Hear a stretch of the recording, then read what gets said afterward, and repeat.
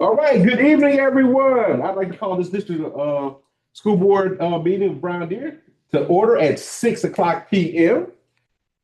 I'd like to do verification of public notice. Meeting has been publicly noticed.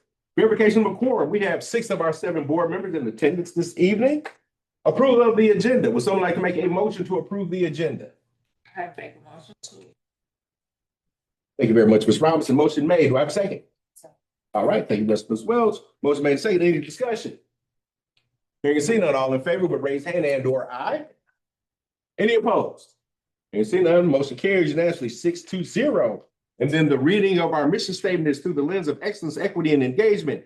We are dedicated to empowering every student with the essential skills to build a foundation for lifelong learning. And our vision is to provide a rigorous education that empowers our students to confidently navigate in our ever-changing world. As we know, this is our school board meeting that's open for public comments. Anyone that would like to be able to make a public comment when that section comes in, you will have 3 minutes to be able to do that. We'll need you to make sure you say your name and your Brown Deer address, and your comment, not question, comment, needs to be something that is on our agenda. All right. And so someone will be monitoring the chat. If you're in person, we'll have you be able to do it. And if you are online, someone will be monitoring the chat and you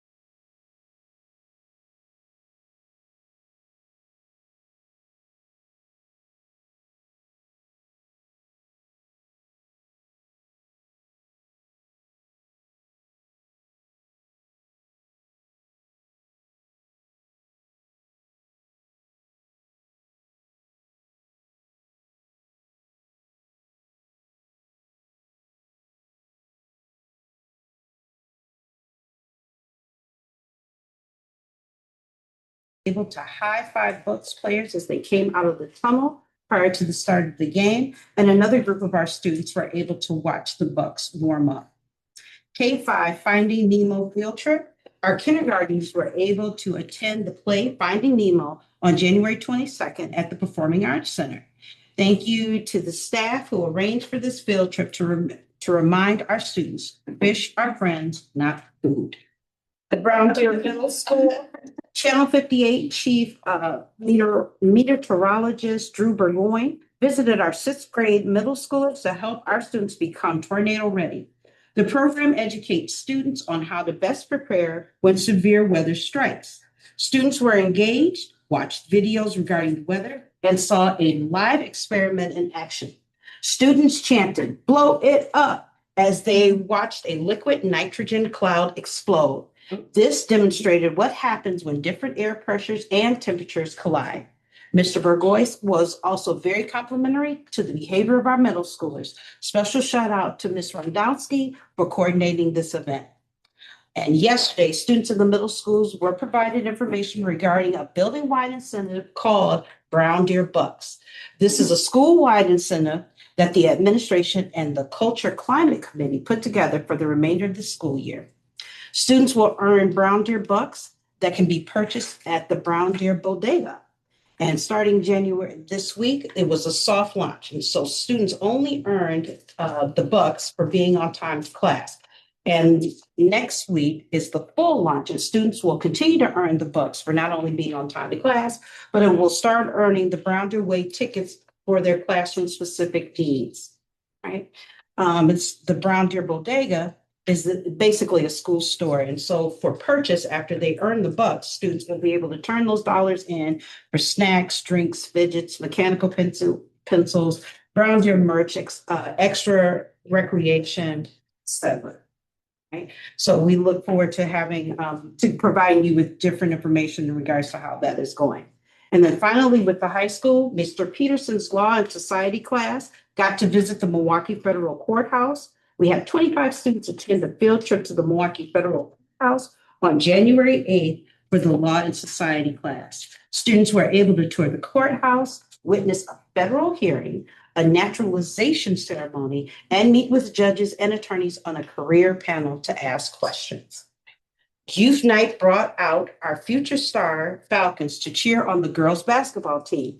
Elementary and middle school female students had the opportunity to watch the girls' varsity game and be inspired by our high school female athletes. Honoring the class of 2026 at our boys' swim senior night, 8 of our high school senior young men were honored for making one last splash regarding their high school swim career. The night included food, fun, and fellowship for our students and their families. We would like to congratulate, and I'm going to be saying first names because I don't want to murder last names, Braden, Lataviana, Jaden, Jacob, Beckett, Raymond, Grayson, and Robert for their outstanding achievement both in and out of the pool. This last week, there was Cocoa and Cram and exams. Students completed exams successfully starting on Tuesday, January 20th through Thursday, January 22nd. Prior to the start of exams, students were able to benefit from additional academic preparation for their assessments. Thank you to the staff who participated and prepared with these students. Brown Deer High School band performance before Bucks game on 1/13. The school district of Brown Deer's high school pep band provided musical entertainment for fans prior to the start of the Bucks versus Timberwolves game. Special shout out to Mr. Brownfield, his students, and their families for representing the spirit of Brown Deer. Starting January 13th, pre-ACT and ACT prep for students in grades 9 through 11 has been offered. The details are, the dates are January 13th through February 26th, so Tuesdays through Thursday only.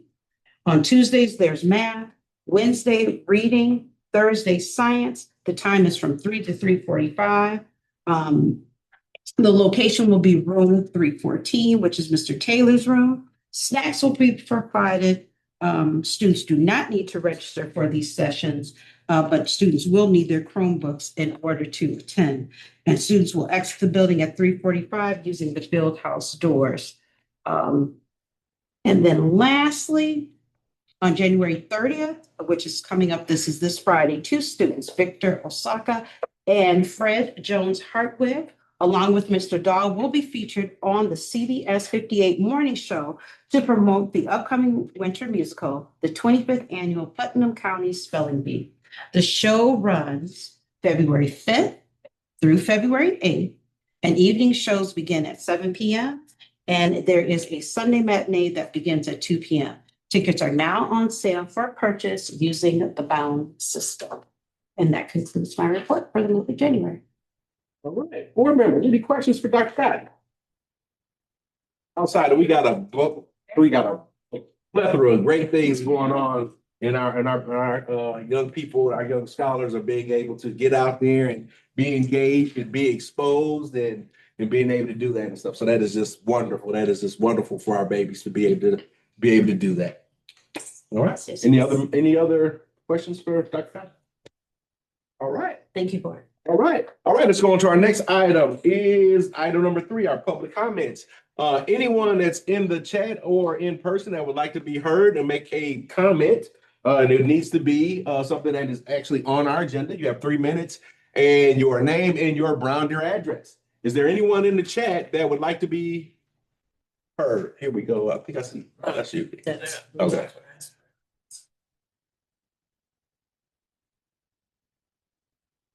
Anyone in person that'd like to be heard? We'll give it another 30 seconds. Let's see if we have anyone that would like to be heard. All right. Let's go on to our next item, item number 4, our consent agenda. Would someone like to make a motion to approve? I recommend making, with it. Approve the consent agenda, including the minutes of 2025 regular board meeting. The schedule of voucher payments via check, ACH and wire transfers in the amount of $1,434,031.58 and the general checking account. And the food service account, including funds 10, 21, 27, 39, 47, 49, 50, 72, and 80. And the January 27th, 2026 school safety drill update as presented. All right, thank you very much, Ms. Welch. Motion has been made. Do we have a second? Thank you very much, Ms. Hallmark. Motion has been made and seconded. Any discussion? Actually, there is. Sorry, but my computer rebooted and stuff down. It was around the minutes from December 9th. There were a couple of things that the say need to be corrected. Yeah, that's it. One of those would be, it says that I made a motion for the consent agenda, number 4 on there. And that was Beluga.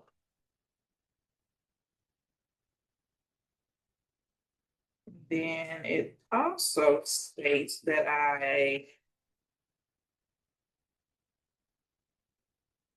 for the adjournment. I was in there somewhere. I think it says Ms. Bacon and it was me. She's second. That one, Wait a minute, for number 10, Yes. yeah. who made the motion? Meredith made the motion and I seconded it. Oh, this is me. And then on the motion to enter into closed session, you have Hallmark as an aye, but she wasn't here. Yeah.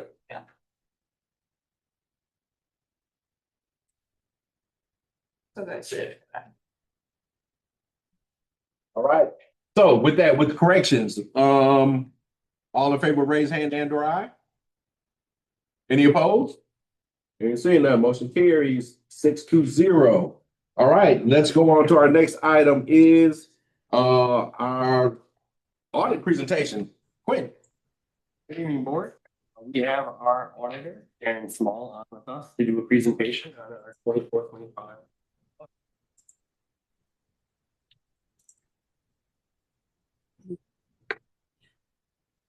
Thank you for having me this evening. Just getting this up and shared. All right. Can someone confirm that you can see the presentation for me, please? We can. Wonderful. Well, thank you so much for having me this evening. I'm enjoying the opportunity to be with you. I'll give a quick introduction and my details. Contact information is at the end of the presentation as well, in case you have any questions that come up after the presentation or just ever want to talk accounting. My name is Shannon Small. I'm a signing director at Clifton Larson Allen. You also see us referred to as CLA, same group. I am the signing director assigned to the engagement. I'm responsible for the overall quality, completion, and delivery of the audit and the audit results to you as the board.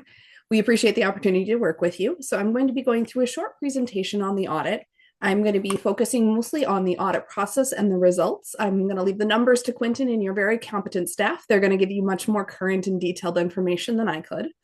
I'll be talking through a bit of the audit scope, our process, highlighting the opinions and our communications to you as governance. And then I like to take a few minutes at the end to lift up and look forward.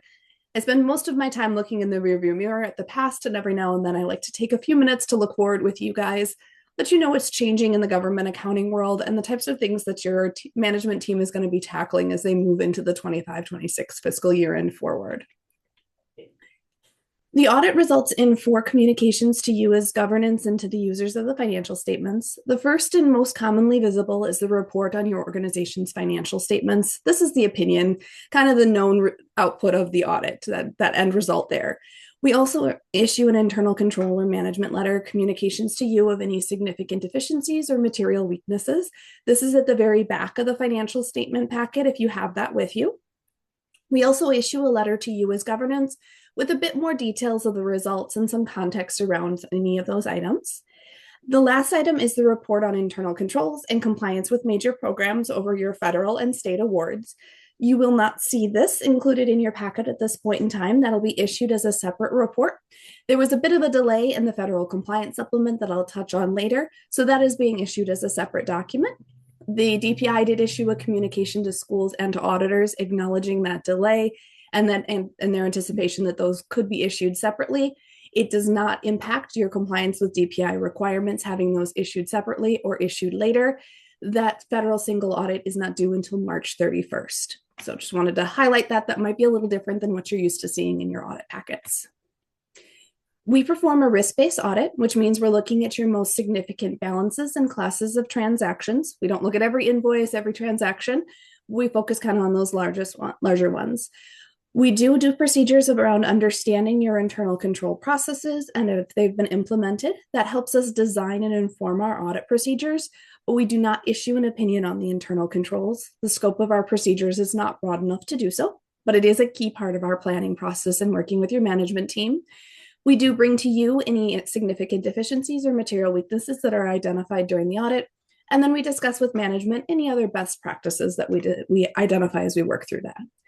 You'll see up here kind of some of those larger classes of transactions, most significant account balances. These are probably similar ones. They're ones you're likely touching on already throughout the year.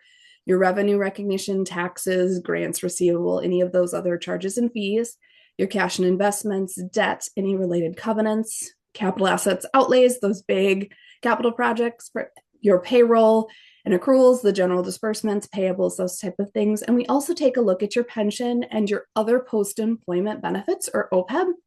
That's your participation in the Wisconsin retirement system and your little piece that flows through to you. And then the promises to retirees, the retiree life insurance, retiree health insurance, any of those type of promises. I am happy to bring to you that we issued an unmodified opinion, or what's commonly referred to as a clean opinion in the industry. That's the highest level of assurance I can provide you as your auditor that the financial statements are presented in accordance with generally accepted accounting principles and free of material misstatement. So similar to what you've received in the past and kind of that gold standard of audit opinions. You'll see the federal and state awards. Normally we issue an opinion over those major programs.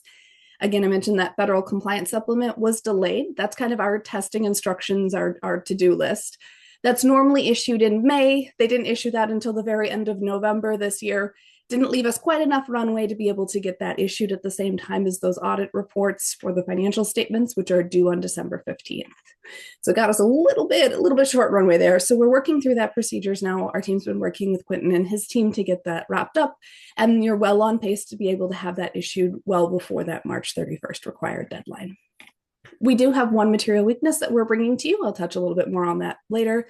No significant deficiencies. And at this time, I'm bringing you no items or no findings reported on the federal and state single audits. But as I mentioned, we are still working through some of those procedures, and we'll be back to talk if there's anything there. We do have that material weakness just related to the assistance we provide with the preparation of those financial statements. Management works hard to get that information together for you throughout the year. We help with some of those very technical and fine-tuning items at the end of the year for this annual financial statement. This is similar to what you'll see at districts of similar sizes and also similar to what you've seen in the past. Few additional communications to you as governance. As you're reading through those financial statements, if you'd like a bit more context of how the numbers are arrived at, how they're measured, how we come to those, Note 1 has kind of a summary of your key accounting policies. That's a great place to check if you want to get a little more detail on that. The district did adopt a new accounting standard this year, GASB Statement 101, related to compensated absences. That's your accrued vacation and sick leave. So as you're looking through the financial statements, you will see a restatement of your beginning and net position in those first two schedules. That's not an indication that the district was doing anything wrong. That's an adoption of a new standard. As the industry continues to evolve of the types and methods of the compensation that's provided to employees and those accrueds, and the accounting update or accounting standards are updating to keep track of those to make sure that we're providing consistent and appropriate guidance on that. So just a little bit of a method and change on how that's measured. Your district adopted that. There's a restatement. You'll see similar things at most other districts across the state and also across the country. So effective for the first time this year, adopted by your management team. We had no material audit entries, no uncorrected misstatements, no disagreements or difficulties with management, no transactions where there was a lack of authoritative guidance, no unusual transactions, no consultations with other auditors, no discussions outside the standard course of the audit and our relationship therein. Your most significant estimate is that net OPEB liability that's related to retiree health insurance. And then there is information, both required supplementary information and supplementary information at the back of the schedule of the financial statements. Gives a little bit of additional detail, including historical data on the pension and other post-employment benefits, and then some just details on the other non-major funds that are presented in there as well. So kind of the key takeaway from all this no, nones, and nothings that I'm telling you is the information you're receiving throughout the year is consistent with the information that's presented in the financial statements without a lot of additional input from us as the auditors. So that's your management team bringing all of those key pieces of information and pulling them together, and we just help put it together in this final financial statement process. This is my chance to take a minute and just let you know kind of what's coming up, what's new in the accounting world. We mentioned GASB 101, compensated absences. Here's a little bit more details on it. What was changed with that? That was effective for the first time for your district this year, as was GASB 101, which increases some disclosures. This did not have any impact on your district statements in the current year, but it was adopted. So if anything comes up in the future, that would be there. As you're looking forward, your district is going to be adopting GASB 103 for the upcoming school year. This changes a little bit of the form of the financial statements, not really how we measure the numbers, but just where we put them. I think we maybe just got a little bored and we had to shuffle them up a little bit. So move them around a little bit. They're all still there. It'll have as minimal impact on the district, but it is impacting the industry as a whole. Some additional disclosures in GASB 104 related to capital assets. This is really to take into account a lot of the new standards that have been coming through the last few years related to leases, related to the subscription-based information technology arrangements, PPP arrangements, some of those, just kind of saying, hey, well, there were some questions that came up throughout the industry. Let's get some guidance out there so it's consistently applied. Same with this implementation guide. This is kind of a frequently asked questions guide that comes out. So when someone asks a question multiple times, they publish the response, so there's a consistent application thereof. At this point, I'd be happy to answer any questions that the board has on the audit or the audit process. Oh, board members, any questions that you have for Shannon? No questions? Then I'll take a minute. My contact information is here. It's also Quentin can provide that if you need it at any point in time. This is my favorite part where I get to say thank you to your management team. We are a heavy lift on top of an already very full day job that they have. We appreciate them making a priority and working closely with us, especially in this first year that we get to work with the team. So I want to take a moment and say thank you so much for their help in the process. All right, thank you so very much, Shannon. Anything else from you, Quentin? Oh, well, thank you, CLA. You're doing a great job. Thank you. All right, thank you again. Next item on the agenda is approval of new hires. Ms. Jackson? Yeah.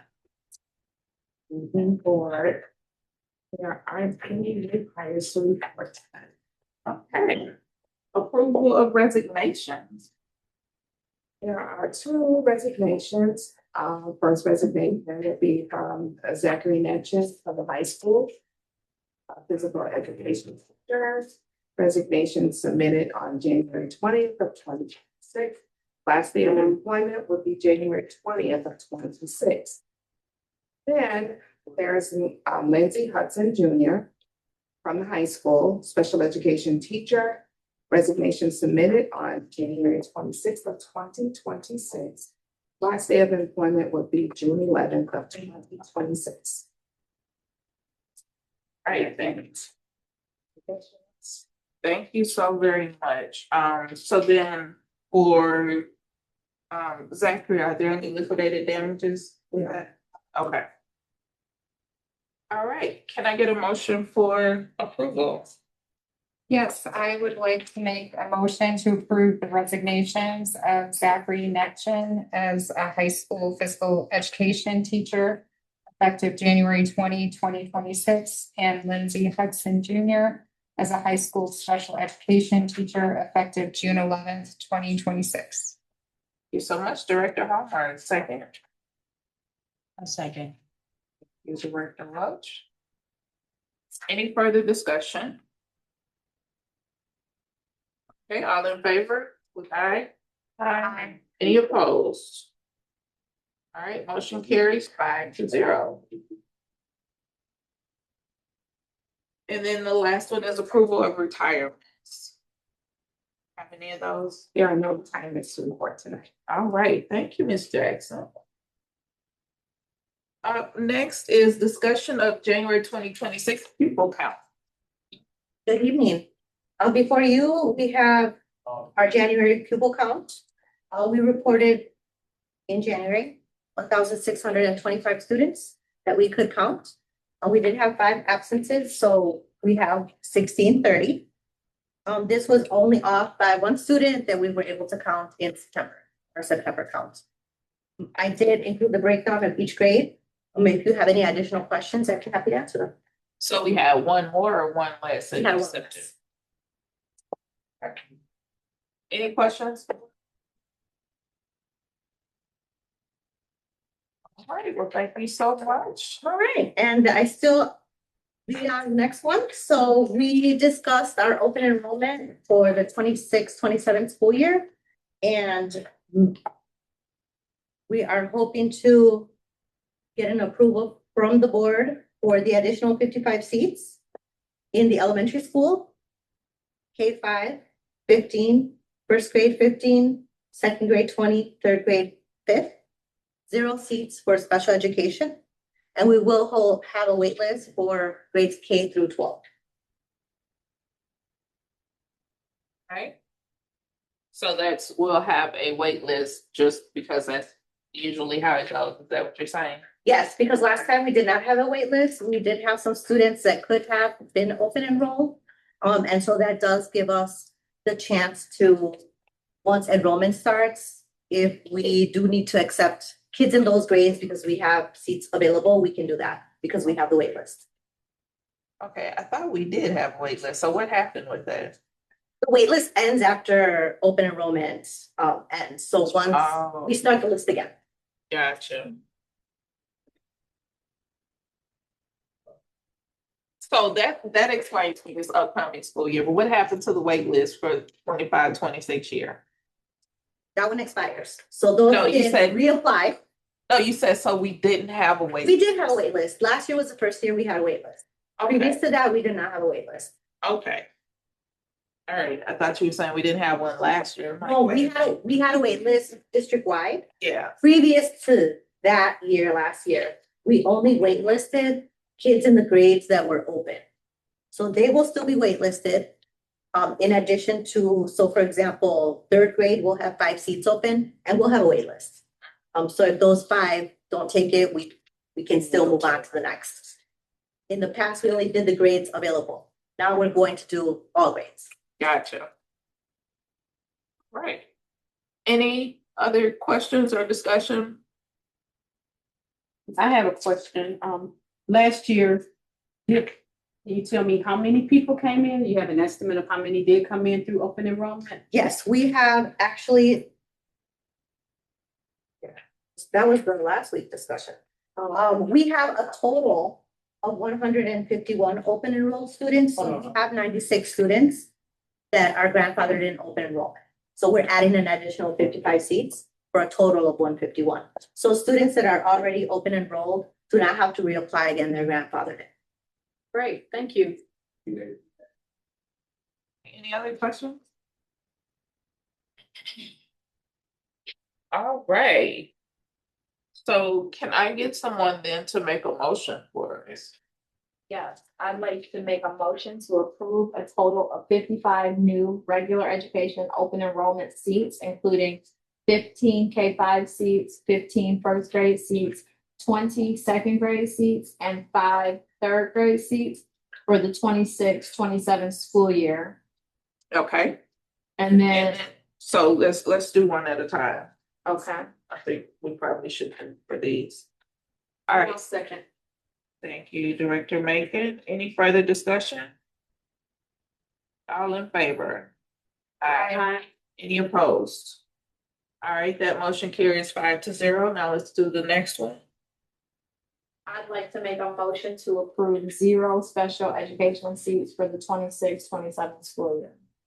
Right, and is there a second? I'll second. Yeah. Any further discussion on that one? Okay, all in favor with aye? Aye. Any opposed? Motion carries 5-0. And then the last part of that one. I'd like to make a motion to approve the use of open enrollment waiting list for grades K-5 through 12 for the 26-27 school year. All right, and a second. Second. All right, any further discussion? All in favor with aye? Aye. Any opposed? Motion carries 5-0. All right, thank you so very much. Thank you. All right, let's move on then to our facilities update. Good evening, board. As the facility and grounds department is coming off of the winter break, just wanted to give you an update on some of the things that we took care of. We did some much needed detailed cleaning of the areas because of the salt and, you know, all the good stuff, so that we can't get around to during Monday through Friday. So it was actually really nice to have my staff be able to do some extra cleaning. We also redid all of the gym floors. We had them sanded down a little bit and a fresh coat of finish put right over the top of it so that they look beautiful and sparkly for our basketball season. So we had that taken care of. Thank you to ProStar for taking care of that. Like they, good job that they always do. And then we also did take care of some of the pool needs during our winter break. We had some pool repairs that we needed to handle, and we took care of those as well, so that our pool is up to code and ready for our swimmers to swim and look beautiful while they're swimming. We also did help out with the elementary school. They had their introduction to their sensory pathways. One is located by the old Deb Kerr room, and then the other sensory pathway is up by the maker space. So next time you're at the elementary school, I would ask you to go take a look at it. It's very nice. So we helped take care of that. And then I just wanted to give you the board an update. We have a position that we're trying to fulfill. And as soon as we're done fulfilling that position, we'll let us know about that. And then lastly, we had our safety meetings at the middle high school at the last small break that we had. And then we also did our monthly district meeting as well. So I have that. I am fresh out of things for you to say. Nothing really groundbreaking, but yeah. Do you guys have any questions for me? What is the vacancy? Which position? It's for the grounds department. No question too. So any other questions? All right, thank you so much. Thank you. All right, let's move on to our next agenda item, which will be our discussion and approval of a boys volleyball program. Good evening, board. We have come to the place where I'm here for you, trying to add another sport. Hopefully we're able to do an executive summary, so I don't have to go through all those details. And then I also provided 3 quotes from Burghardt's game 1 to PSN. And I do have approval from our booster club, depending on who I go with, up to $10,000 to put towards getting the equipment that would be needed to start the boys volleyball program. And we also did a survey of students from 6th through 8th grade, 6th through 11th grade, to try to gauge the interest, because it will be a fall sport. And for those of you who might not know, what we have been doing middle school volleyball, I think for the past 2-3 years, and we have started co-ed volleyball down to elementary school. So the interest has really grown. And then also our student population has shifted somewhat, where there's a lot of interest from the boys and wanting to play volleyball. So coming for you today, because as I started this process, I didn't realize how expensive starting up a volleyball program would be. Just started with a couple of balls and something. That's what I was thinking about. I had a funny story how I learned that boys volleyball was different. I hosted a sectional final of girls and the boys. And I had no idea at that time that it was different heights. So I was having nightmares that night before when I learned that. And then I'm trying to get my MacGyver on the next day and trying to figure out how I can make, because I had borrowed a set of standards from Shorewood, but they weren't wide enough to fit in our sleeves in the floor. So I had bought some stuff in the hardware store, trying to figure all this stuff out because I'm just mad because I'm gonna disappoint the kids. And a contact of mine at one of the sporting goods stores used to play boys volleyball. He came over, helped me out, got it situated, was able to run a good sectional final. It was a great match. But I was like, man, somebody should have told me when they volunteered me, you can take that on. So, Surprise. yeah. So what my ask is primarily to get the equipment and get started. And like I said, I got approval from the booster club to up to $10,000, depending on which vendor I go with. And any questions for me? Yes. So how does adding a boys fall indoor sport, how will that affect what you already have going on for your fall sports? The biggest impact will probably be boys soccer, because basically in the fall it's boys soccer and it's football. And volleyball. Or not? I think girls volleyball is there. The question becomes then the logistics in terms of coordinating practices and then coordinating games. The good thing is that typically our girls play on Tuesdays and Thursdays, and in our conference, boys play on Mondays and Wednesdays. So shouldn't have too many issues there. I think it becomes more tricky trying to figure out the practice times because of currently JV and JV2 generally practice early and then varsity comes in behind. I know that our current head coach was considering, she has two small kids now, so she was considering practice a little bit earlier so she can be home to put the babies to bed or whatever. So that might open up a slot. Some way, somehow we'll figure it out. But that's my biggest challenge. Then the next biggest challenge will be posting the position, because you gotta find a head coach, gotta get the right person. To build the program, to continue with the momentum that I think that's been built. And in that way, we'll be around for a long time to come. Two things. One, I went to high school for 3 years in Texas and I played basketball, and we had practice every morning from 6 o'clock in the morning to whatever school started plus first hour. So like I never stayed after school for basketball until I moved to Milwaukee. So, Okay. If that could also be an option for some of your sports. I know for basketball, they have done some morning practices. I know swim has done that. Everybody's different. But as the puzzle becomes more challenging, I think people become more creative and welcome the idea too, because you get to go home.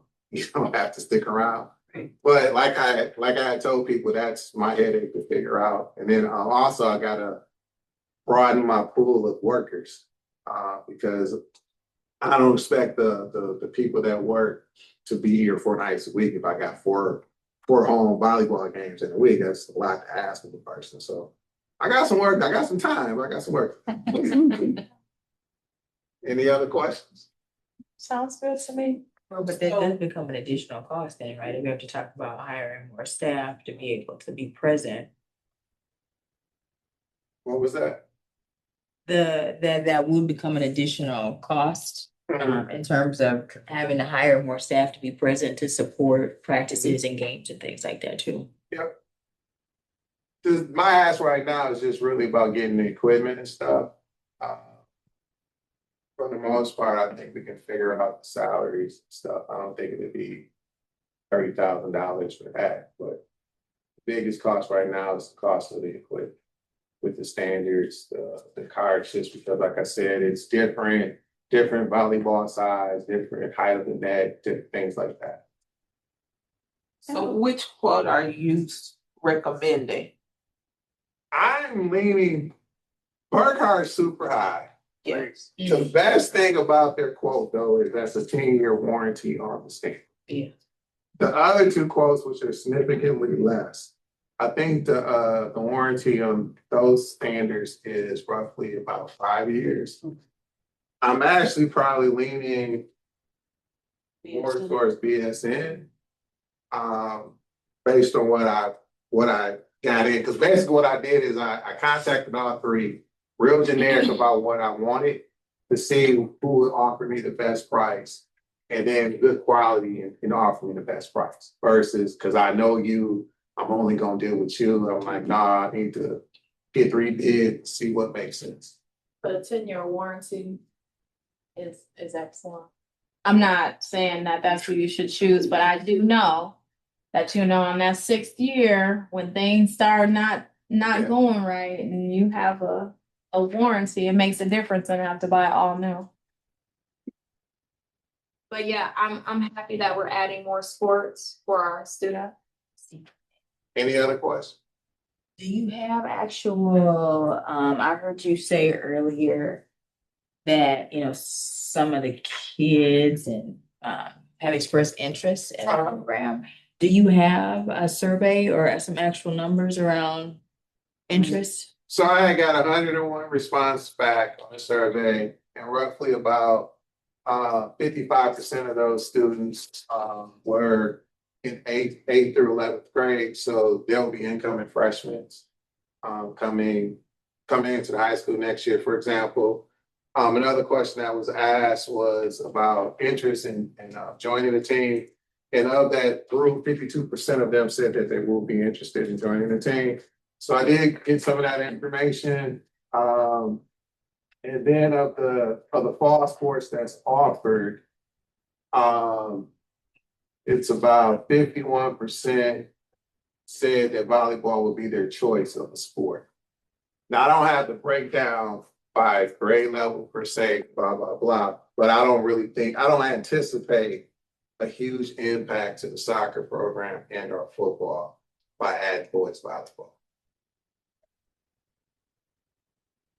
Why don't you think that? One, I don't think right now, because football, we roughly about 40 kids. I don't see any of the kids that's played football last year that'll be returning is gonna play volleyball.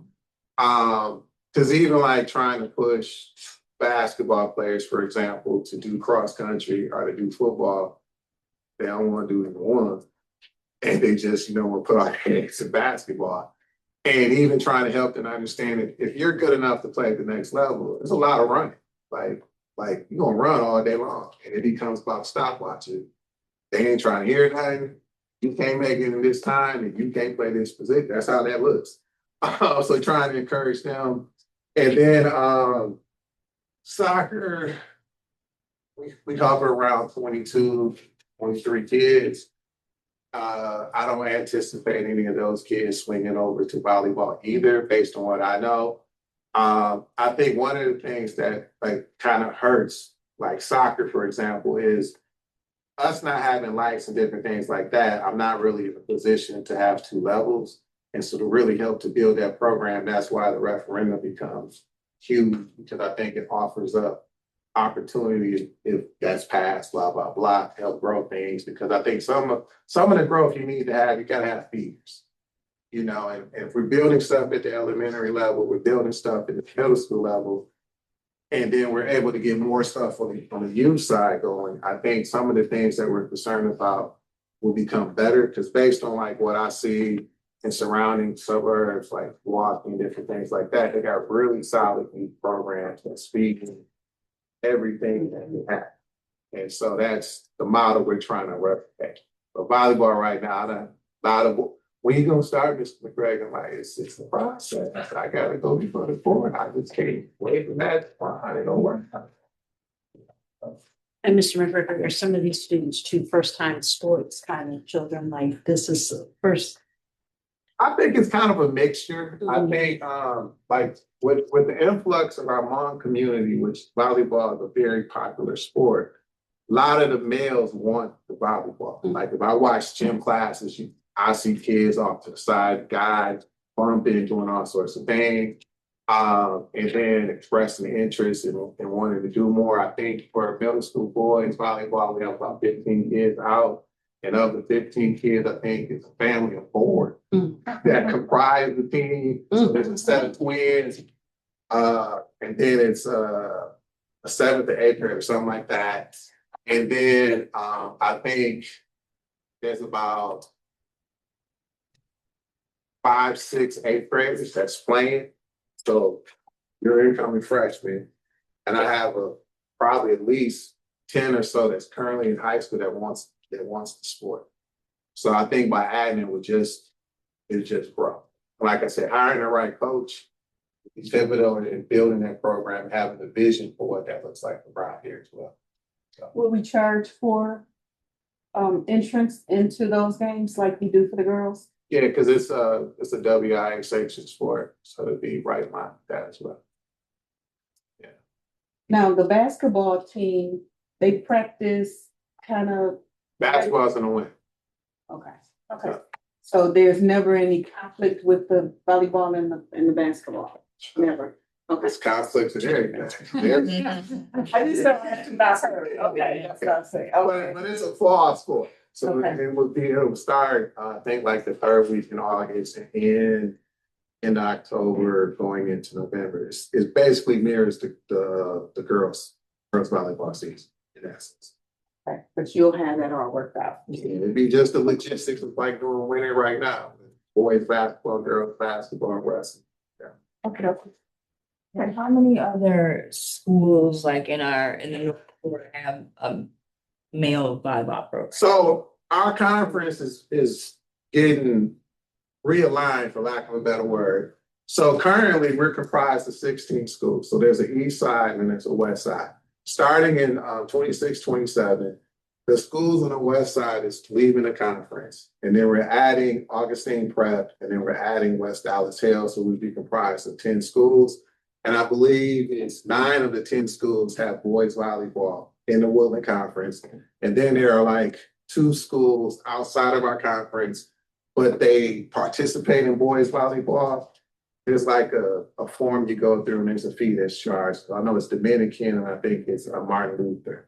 That's part of that. So I am already on the schedule in anticipation of being accepted. I didn't want to have to figure out scheduling if I can jump into the conference and blah, blah, blah, we're good.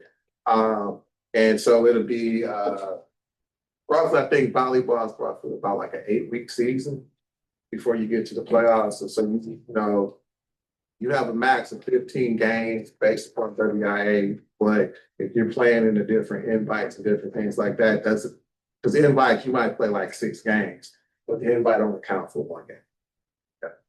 Well, thank you for your insight on, helping to grow the athletic team or program here at Brown Deer. So what I'd like to do then is make a motion to approve the establishment of a high school boys volleyball program to begin in 26-27 school year as presented. Oh, If there's I wanna hold us up here. Because I'm guessing we need to determine which estimate we're going to approve, right? BSN is what I'm looking. Yes. So roughly the total there is 10,375. Game 1 is 5,447. What's the 10,375? BSN. No, what is it? I'm not getting that. Oh, so like there's 3 quotes. So you have the quote of 3,000 for the jerseys. That's if I have varsity jersey. You have the 5,150 for the equipment and whatnot. So that's the standard and all of that good stuff. And then you have a third number of 2,190, which is another set of jerseys. So I had them, if I had 2 levels, I had them provide quotes in case I have enough to have 2 levels. Okay. Yeah. So I thought, okay, I didn't realize those were together. Yeah. The two different jerseys. Okay. So, yes, and is the recommendation.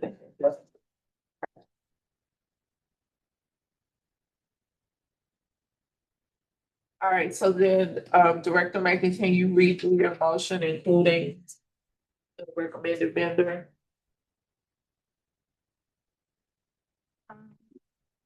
I'd like to make a motion to approve the establishment of a high school boys volleyball program to begin competition in the 2026-27 school year as presented, utilizing BSN as the vendor. All right, thank you. And second?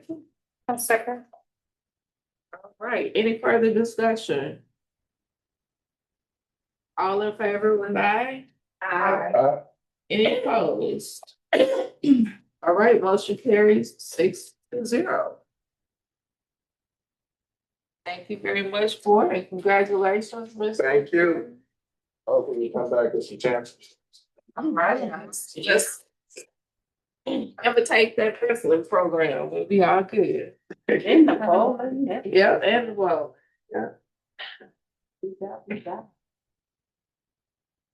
all right, well, let's move on then. On to the next item, approval of the Neola policy review, second reading. If you remember, good evening, board, if you remember, this is nothing more than like a technical change where previously we had Kevin Clements' name as the district compliance officer. All of these policies will now reflect our new business manager, Quentin Paul. So, Right, very good. Thank you very much, Dr. Hyde. Director Welch, would you like this one so far, please?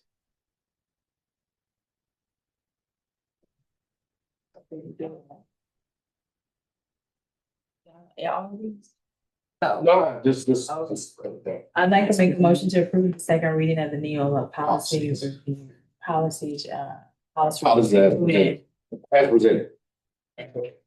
Right, thank you so much, Mr. Welch. Is there a second? second, All right, any further discussion on that one? All in favor with aye? Any opposed? Motion carries 6-0. Okay, next are our board reports. So SWSA and legislative update. you know, I actually was on vacation during that day. However, what I will do is send the minutes to everyone. I believe that Mr. Paul and Dr. Cotton attended those meetings, so after I send those notes, if anybody wants them to make some clarifications, then they may be able to assist with that. But what I'll do is I'll send them in because I was on vacation. Great, thank you. WASB update. Briefly, so the Wisconsin State Education Convention was this past week from the 21st to the 26th here in Milwaukee, and featured a number of really great offerings and keynote speakers. And so there were workshops and sessions presented in the areas of leadership, technology, school finance, school law, innovations. And so really, again, opportunity for a lot of the good learning for us to be able to come back and enrich our program here at the district. Additionally, part of that time was assembly of delegates to discuss resolutions proposed by members of WASB from different districts. So a very nice delegate assembly meeting around a lot of things. And so there was a lot of good discussion and a lot of, I think, favorable outcome that again will be in favor of overall supporting education across in districts across the state. So Trying to find a list for the items that were on the agenda to be voted on. Would you like Can me you to share tell it us? out? Yeah. Yeah, for sure. So the first resolution that was on the table was about opposing the removal of caps from the Wisconsin Parental Choice Program. And that resolution passed. The second was revisions to the school district and school report card process, and that also passed. It was amended, I will say that. So there was an amendment to that resolution that removed, including fiscal efficiency and report cards for. Just a question for you. Did the ones that we voted on, in relationship to our board, did they vote the same way that we did? No, the one she just said. Was Yeah. not the same. Right. Most of them, yes, but there were a couple that did not. Number 3 was the amendment to funds distribution, and that one passed. The number 4 was the authority to schedule a referenda, and that one also passed. The 5th was a substance abuse disorder and treatment aid, and that one also passed. That one would be, or this, favor. The vocational transition for students with disabilities passed. Universal state covered meals passed. The public education endowment fund did not pass. Amendment to resolution 3.241, early childhood education funding and public-private partnerships passed. Number 10, support and decoupling of public and private school funding did not pass. So then number 11, which was opposing decoupling, did pass. Encouraging, number 12, encouraging schools to participate in WIAA policymaking passed. There was an emergency.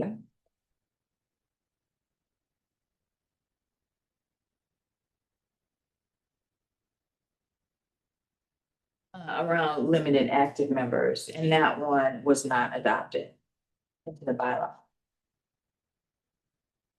So there were 4 that were different from what we voted. So it's gonna be interesting to view those and then see what the outcomes are. All right, very interesting. Thank you so very much. Ed Foundation, I think we can take this one off of the agenda at this point. So they're no longer a Native Foundation.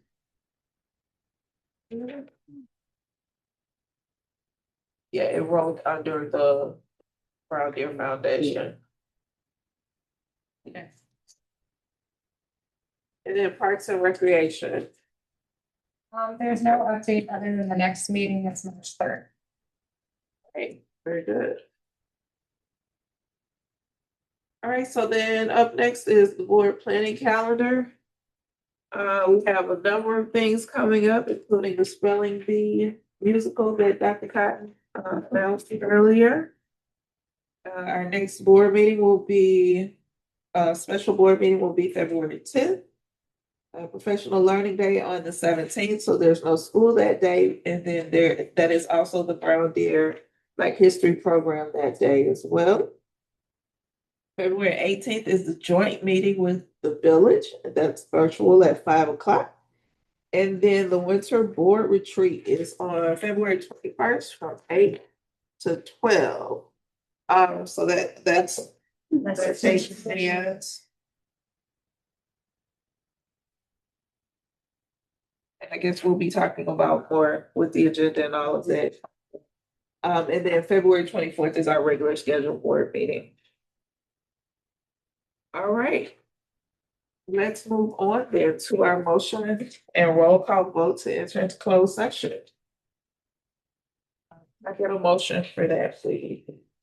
I'll make a motion to enter into closed session to Wisconsin State Statute 19.85, Part 1, Part C. The Board of Education may move into closed session for the purpose of discussion and approval of 26-28 District Administrator Employment Agreement, discussion and approval of 26-28 Administrators Employment Agreements, and a motion and roll call vote to return to open session to announce or take action if any and if appropriate.